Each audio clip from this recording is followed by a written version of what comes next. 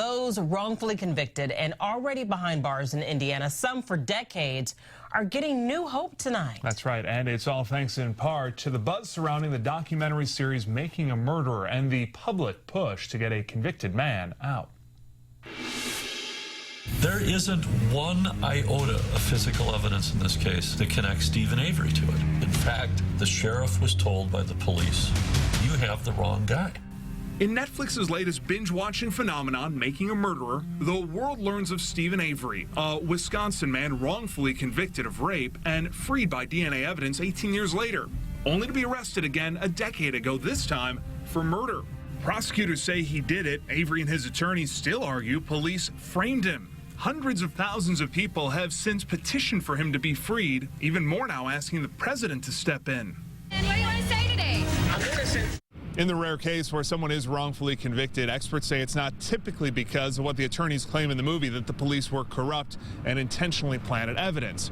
Rather, they say it's because of a simple mistake, an oversight, or advanced technology in DNA testing. I believe there are innocent people behind bars in Indiana. Frances Watson heads the wrongful conviction clinic at IU's School of Law and has seen it all.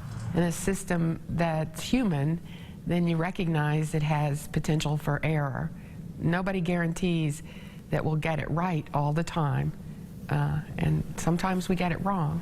Watson says for most, just like Stephen Avery, one's eventual freedom is tied to his or her DNA. We're able to say with a degree of certainty that you have the wrong guy. One case they're working on right now, a rape case in 1989 in Lake County, Indiana. Daryl Pinkin's behind bars since, but Watson's hopeful he won't be too much longer.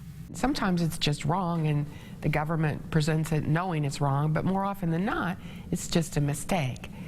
The government presents the evidence believing it to be valid, but science tells us as we move through it's not.